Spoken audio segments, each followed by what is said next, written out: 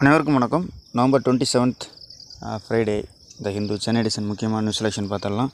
So Nivar புயல் வந்துடுச்சு, கரையை கடந்து போயிடுச்சு.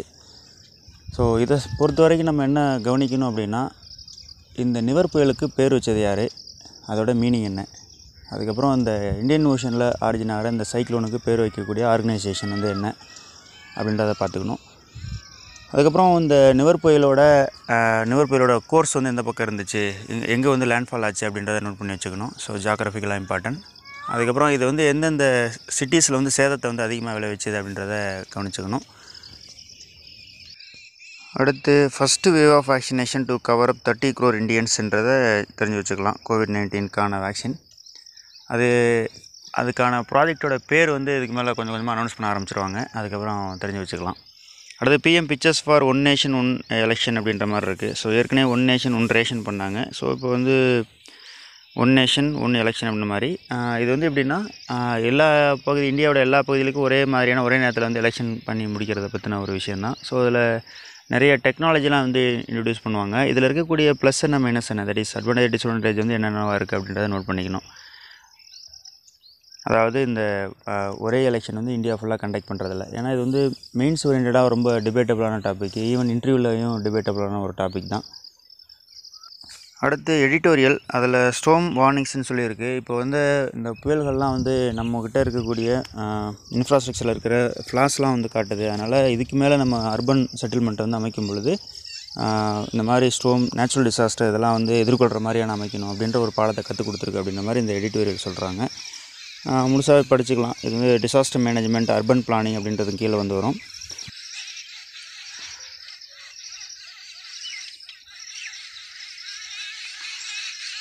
அடுத்து clear reading of Ayurveda surgery மூவ்னு சொல்லியிருக்கு.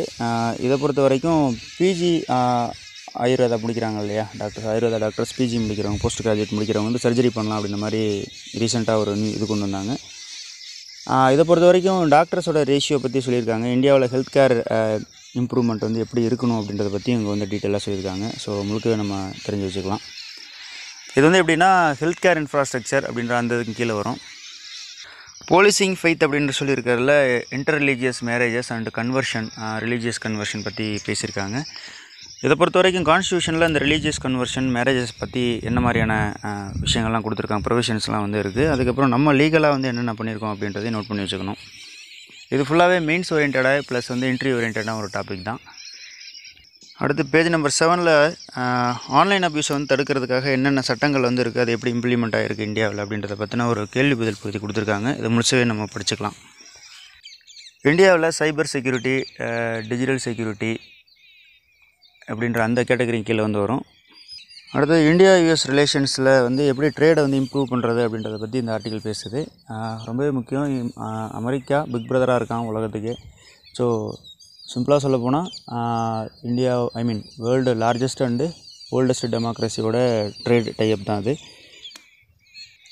பேஜ் நம்பர் 9ல் president leads reading of preamble அப்படின்ற அந்த news. Those high and officers should be above prejudices அப்படின்ற இது ரொம்ப இம்பார்ட்டன்ட். இது வந்து எத்திக்ஸ் ரிலேட்டடாக வரக்கூடிய ஒரு ஆர்டிக்கல் தான். ஒரு பப்ளிக் சர்வெண்ட்டுன்றவங்க என்ன மாதிரி இருக்கணும் அப்படின்றத பற்றி பேசியிருக்காரு பிரசிடெண்ட்.